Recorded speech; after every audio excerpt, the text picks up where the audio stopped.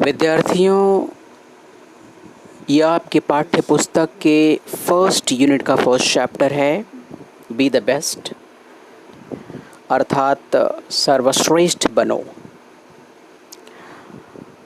आइए इस कविता के रचनाकार के बारे में कुछ जान लेते हैं। इस कविता को लिखा है अमेरिका के सुप्रसिद्ध कवि श्री डगलस मलोच। वे एक शॉर्ट स्टोरी राइटर भी हैं। इस कविता में उन्होंने ये बताया है कि be the best whatever you are. आप जो भी हों, आप जो भी काम करते हों, उसमें श्रेष्ठतम बनने की कोशिश करें, उसमें श्रेष्ठता हासिल करें। इसी बात पर आधारित है। उन्होंने जो है बहुत सारे प्राकृतिक अनुभवों के आधार पर उन्होंने बहुत ही गहराई से प्रकृति का निरीक्षण किया और बहुत सारे प्राकृतिक उदाहरणों के माध्यम से इस बात को महसूस किया और उसे समाज के सामने रखा है इस कविता के माध्यम से। तो आइए देखते हैं। Be the best. If you can't be a pine on the top of the hill, be a scrub in the valley, but be the best little scrub by the side of the rill. Be a bush if you can't be a tree. If you can't be a bush, be a bit of the grass, and some highway happier make. If you are a muskie, then just be a bass. Let's see ahead.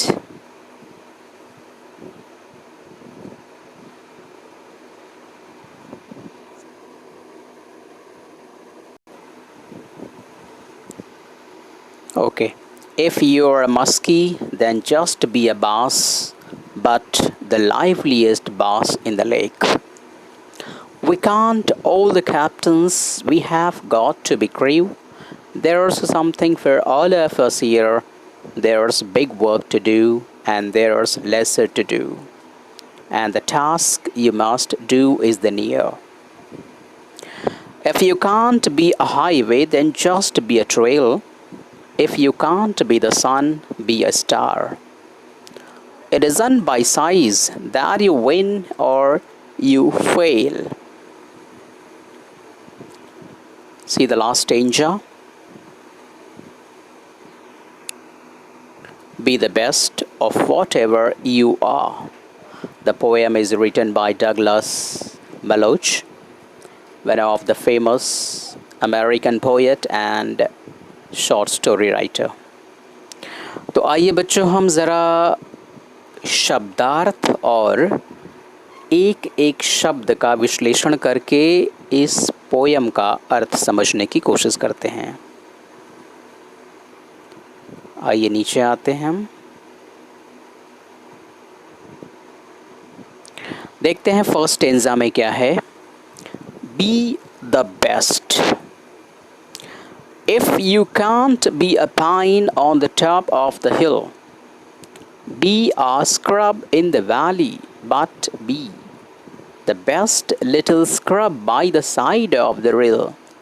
Be a bush if you can't be a tree. बच्चों, जैसा कि मैंने बताया कि Douglas मलोच ने बहुत दिनों तक जो है कि प्रकृति की सूक्ष्म अवलोकन किया, प्रकृति का निरीक्षण किया, प्रकृति का। उसमें बहुत सारे उदाहरणों के माध्यम से उन्होंने समाज के सामने एक संदेश दिया। और आइए पहले हम शब्दार्थ को ध्यान से समझते हैं और उसके बाद इनका अर्थ एक एक करके जोड़ेंगे। यहाँ पर एक शब्द है pine. What is the meaning of this word pine? P-I-N-E, pine. दरअसल इसका अर्थ होता है देवदार के वृक्ष, देवदार के वृक्ष। दरअसल ये ऊंचे पहाड़ों पर जो है अत्यधिक ऊंचाई तक बढ़ने वाले वृक्ष हैं और हिमालय के तराई क्षेत्रों में अगर आप जाएंगे तो वहाँ पर जो है इस प्रकार के वृक्ष पाएंगे। बड़े ही ऊंचे ऊंचे वृक्ष होते हैं ये। और एक शब्द है यहाँ पर स्क्रब। स्क्रब का अर्थ होता है झाड़ी झंखाड़, छोटी छोटी आकार की झाड़ियाँ। वैली का अर्थ होता है, मैं यहाँ पे स्क्रब की मीनिंग लिख देता हूँ, झाड़ी झंखाड़ या छोटे आकार की झाड़ियाँ। झाड़ी झंखाड़। वैली एक शब्द है यहाँ पर, वैली का अर्थ होता है घाटी प्रदेश।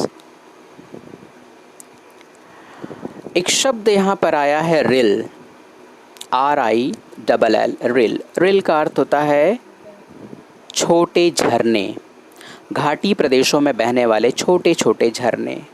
मैं यहाँ पे लिख देता हूँ, छोटे झरने। आप इन्हें अपनी नोटबुक में ज़रूर नोट कर लें। तो अब आइए हम इसका पूरा अर्थ निकालने की कोशिश करते हैं। मैं हिंदी और अंग्रेज़ी दोनों में ही व्याख्या करूँगा। दरअसल the poem starts by giving examples of nature. ये कविता शुरू होती है प्रकृति के विविध उदाहरणों के साथ। The poet says that if you can't be a pine tree standing tall on the top of the hill, then doesn't mean you were not worthy enough to be a part of the forest. कवि ये कहना चाहते हैं कि यदि आप ऊंचे ऊंचे पर्वतों के शिखर पर खड़े ऊंचे ऊंचे देवदार के वृक्ष नहीं बन सकते तो कोई बात नहीं। इसका मतलब ये नहीं हुआ कि आप जंगल का हिस्सा नहीं बन सकते। इसका मतलब ये नहीं हुआ कि आप जंगल का हिस्सा बनने योग्य नहीं हैं। You can always be the best scrub in the valley beside the rill, making the valley beautiful. You can always be the best scrub. क्या हुआ अगर आप ऊंचे पर्वतों पर खड़े ऊंचे ऊंचे देवदार के वृक्ष नहीं बन सके? यदि आप घाटी प्रदेश में छोटे छोटे आकार की झाड़ियाँ भी बन सके और खूबसूरत झाड़ियाँ बन सके, वो भी आप घाटी प्रदेश की सुंदरता में चार चांद लगा सकते हैं। आपने घाटी प्रदेश यानी कि ऊंचे ऊंचे पहाड़ों के तराई क्षेत्रों में देखा होगा, छोटे छोटे झरने बहते रहते हैं और उन झरनों के दोनों तरफ छोटे आकार की झाड़ियाँ होती हैं। और ये झाड़ियाँ तो दिखती हैं आकार में छोटी, कहाँ पाइन देवदार के वृक्ष शानदार शान से खड़े पर्वतों की ऊंची चोटियों पर, और कहाँ घाटी प्रदेशों में जो है बहने वाले छोटे छोटे झरनों के आसपास उगे हुए झाड़ी झंखाड़। लेकिन ये मत समझिएगा कि ये झाड़ी झंखाड़ हैं। दरअसल घाटी प्रदेश की सुंदरता इन्हीं झाड़ी झंखाड़ों की वजह से ही होती है।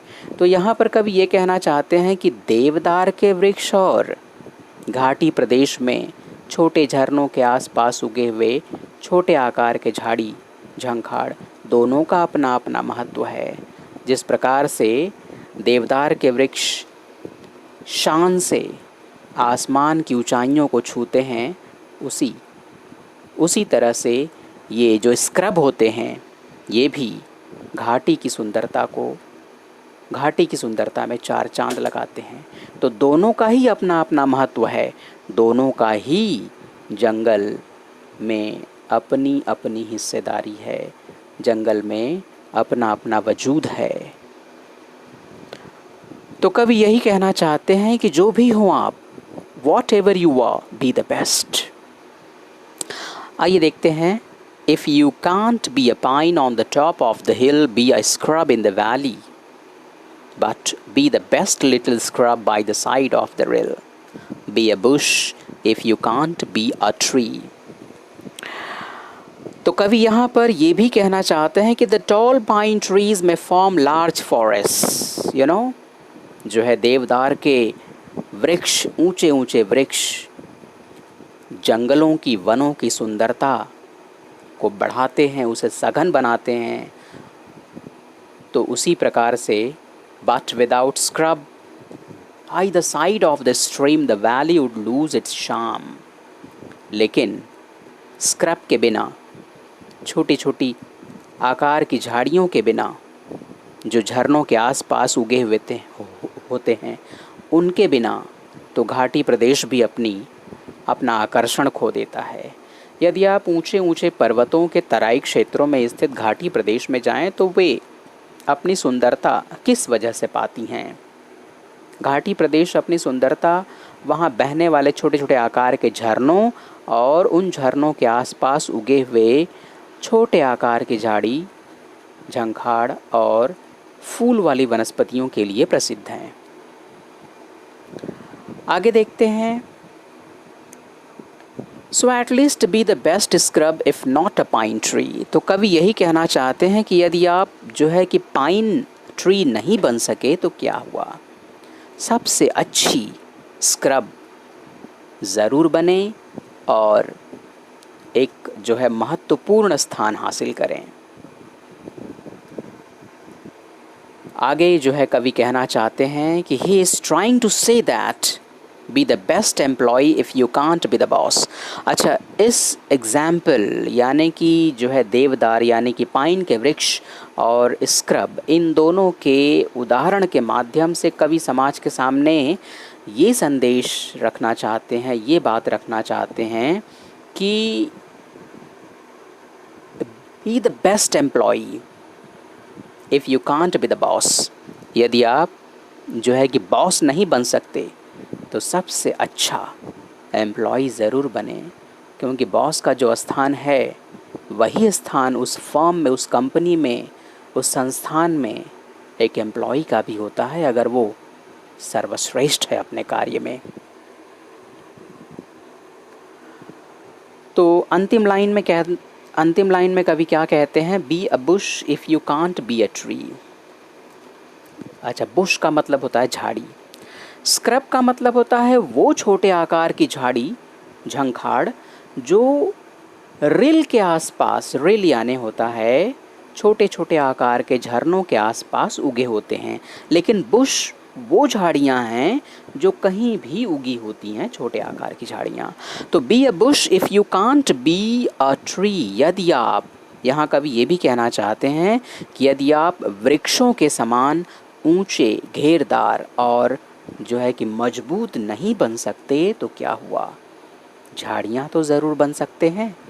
झाड़ियाँ दरअसल जो कार्य ये वृक्ष करते हैं पर्यावरण के लिए, वही कार्य ये झाड़ियाँ भी करती हैं।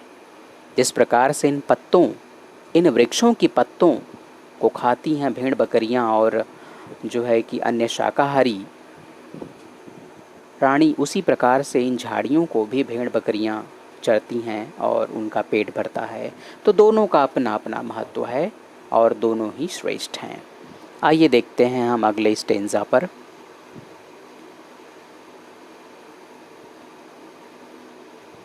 Okay. If you can't be a bush, be a bit of the grass, and some highway happier make.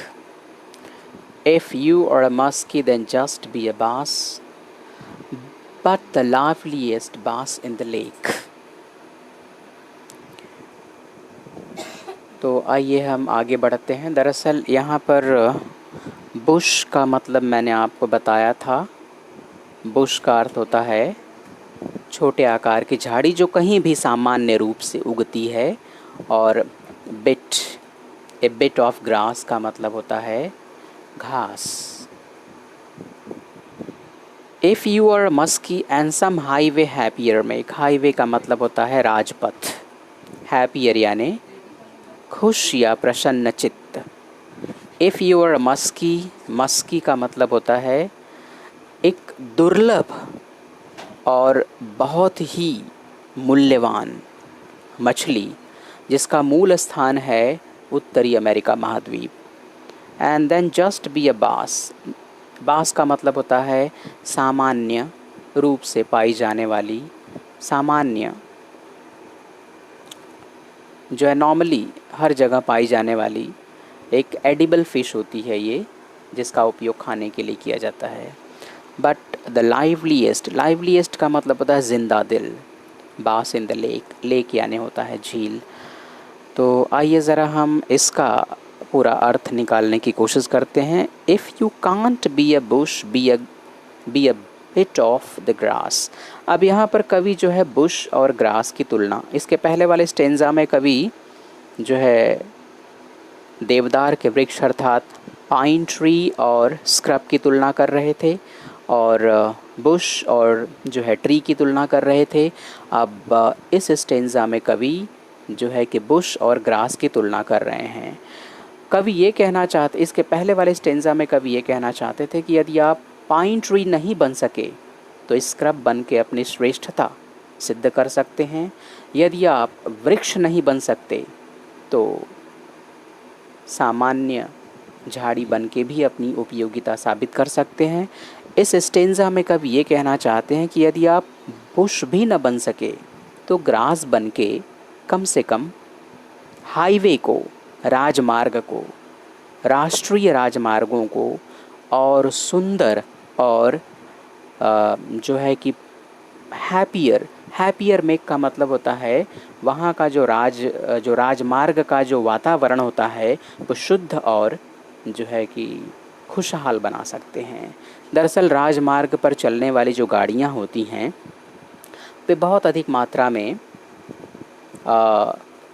प्रदूषक गैसों का उत्सर्जन करती हैं, और ये जो ग्रास होती हैं जो राजमार्गों के दोनों तरफ जो है पाई जाती हैं, ये एक प्रकार से राजमार्ग की सुंदरता में चार चांद लगाती हैं और थोड़ी मात्रा में जो है इन प्रदूषणों से मुक्ति दिलाती हैं।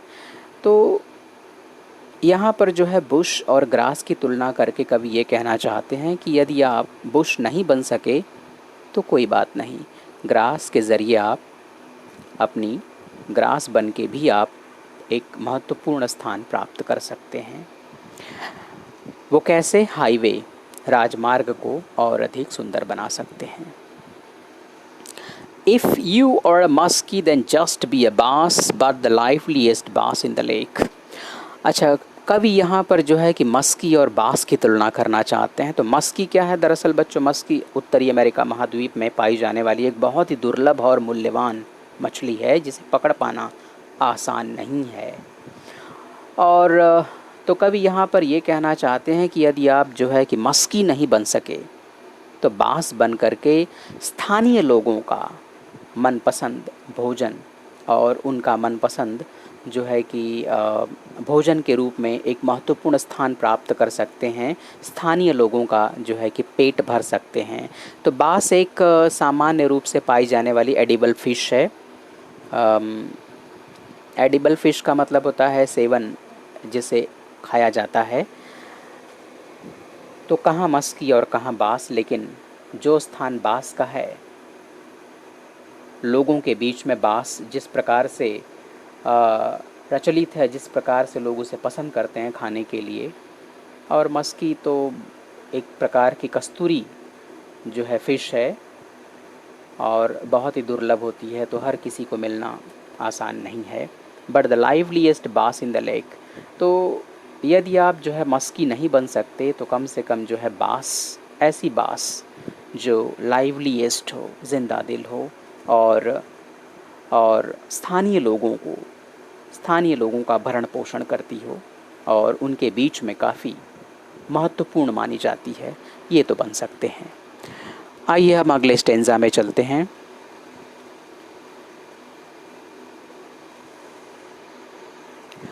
We can't all be captains, we got to be crew. There's something for all of us here. There's big work to do and there's lesser to do, and the task you must do is the near। अच्छा, यहाँ पर इन पंक्तियों में कवि क्या कहना चाहते हैं ज़रा देख लेते हैं हम। दरअसल The poet says that if you can't be the captain of the ship, we can be the crew. दरअसल कैप्टन जहाज़ का सर्वोच्च अधिकारी होता है और उसी के नेतृत्व में जहाज़ का संचालन होता है।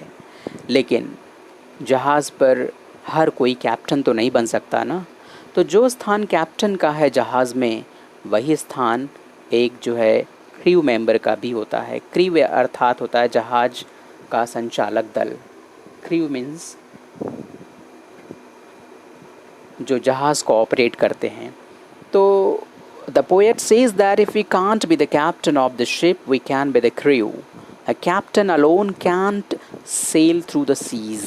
आपको तो पता है कैप्टन अकेले जहाज़ को नहीं चला सकता। A captain alone can't sail through the seas. He wants us to know that there is always something for us and we should be proud whatever we are.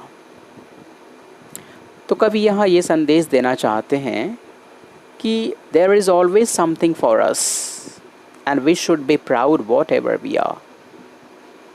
हम जो भी हैं उस पर हमें गर्व होना चाहिए।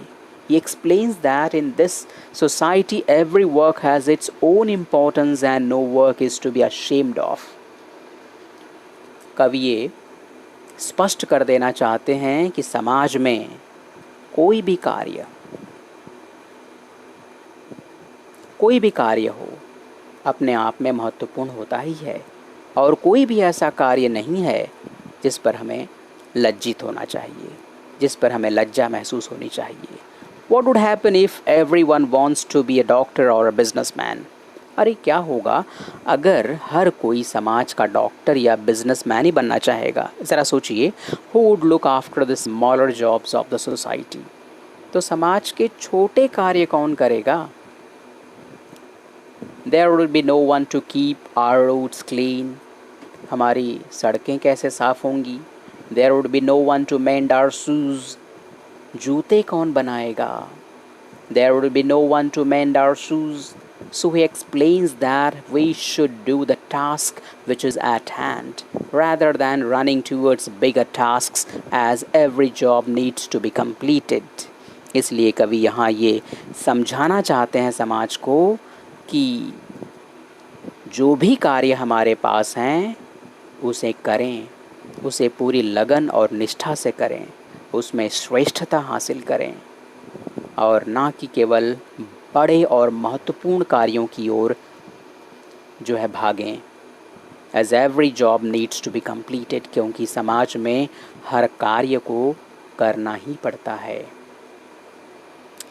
तो वही बात यहाँ पर है बच्चों, सारी बातें मैंने बता दी। There's big work to do and there's lesser to do and the task you must do is the nearer. कार्य तो सभी हैं। अब सोचिए ज़रा, हर कोई अगर डॉक्टर या बिजनेसमैन या इंजीनियर बनना चाहेगा, अधिकारी बनना चाहेगा, तो समाज में जो छोटे छोटे कार्य हैं वो कौन करेगा? आप उसे भी करें और उसमें श्रेष्ठता हासिल करें और उसमें आगे बढ़ने की कोशिश करें। समाज का कोई भी कार्य जो है कम महत्वपूर्ण नहीं है, सब अपने आप में महत्वपूर्ण हैं। तो आइए ज़रा हम आगे बढ़ते हैं। If you can't be a highway then just be a trail. अब कवि यहाँ ये कहना चाहते हैं कि यदि आप हाईवे नहीं बन सके, हाईवे यानी होता है राजमार्ग। अब भाई इस देश में हर सड़क, हर पगडंडी, हर रास्ता राजमार्ग जैसा सुंदर तो नहीं हो सकता, शानदार नहीं हो सकता। तो if you can't be a highway then just be a trail. Highway का मतलब होता है राजमार्ग और ट्रेल का मतलब होता है पगडंडी, छोटा रास्ता, सामान्य रास्ते जो हमें हर सामान्य से सामान्य जगह तक पहुंचा सकते हैं। If you can't be the sun be a star. यदि आप सूर्य नहीं बन सकते तो कम से कम एक जो है तारा तो ज़रूर ही बन सकते हैं। आइए हम देखते हैं यहाँ पर कवि स्पष्ट रूप से क्या कहना चाहते हैं। दरअसल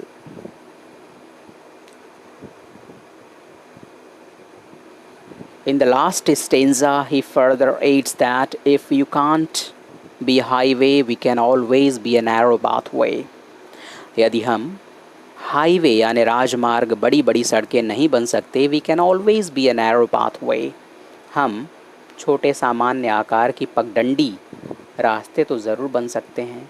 सम of the most beautiful parts of the nature are led by trails, not by highways. आपको तो पता है कि प्रकृति की सुंदरता को यदि निहारना है, देखना है, तो ये छोटे छोटे पगडंडियाँ ही हमें वहाँ तक पहुँचा सकती हैं, राजमार्ग नहीं। तो बच्चों, पगडंडियों का भी अपना एक महत्वपूर्ण स्थान होता है। The poet further writes that if we can't be the gigantic sun, यदि आप विशालकाय महाकाय सूर्य नहीं बन सकते, we should just be a twinkling star. हम टिमटिमाते हुए जो है कि ये तारे तो ज़रूर बन सकते हैं।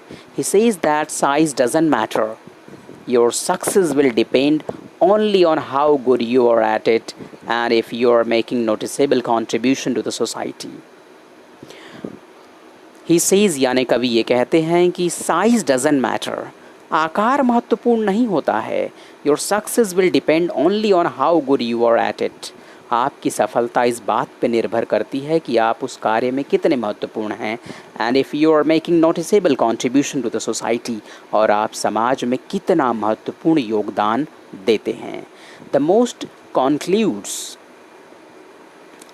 concludes the poem reiterating that what matters is whether you are the best in your field. शर्त यह है कि आप उस कार्य में कितने कुशल हैं, कितने पारंगत हैं। तो बच्चों, one thing that we should not miss is the poet's power of observation. दरअसल कवि का जो निरीक्षण है, the power of observation, it's very strong, we should not miss it. He has noticed it very well. उन्होंने प्रकृति का कितना खूबसूरत निरीक्षण किया है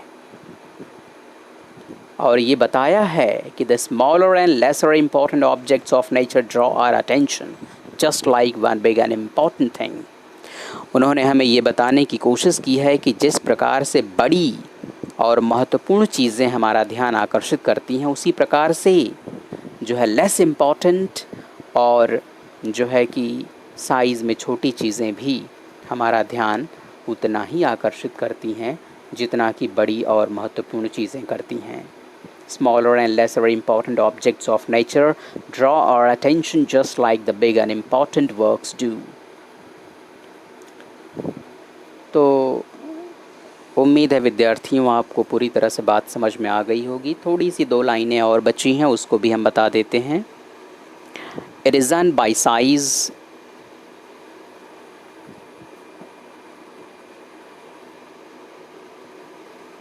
It isn't by size that you win or you fail. Be the best of whatever you are. दरअसल कवि यहाँ हमें ये बात समझाना चाहते हैं कि it isn't by size, हमें आकार से, it doesn't matter the size actually doesn't matter that you win or you fail. बात इस बात पे निर्भर करती है आपकी सफलता कि आप उसमें कितने महत्वपूर्ण, कितना अच्छा कार्य करते हैं, कितने स्किलफुल हैं। Be the best of whatever you are, आप जो भी हों उसमें श्रेष्ठता हासिल करने की कोशिश करें। तो विद्यार्थियों, ये था स्पष्टीकरण पूरी तरह से। अगले वीडियो में मिलेंगे आपको सारे प्रश्नोत्तरों और अन्य कार्यों के साथ। धन्यवाद।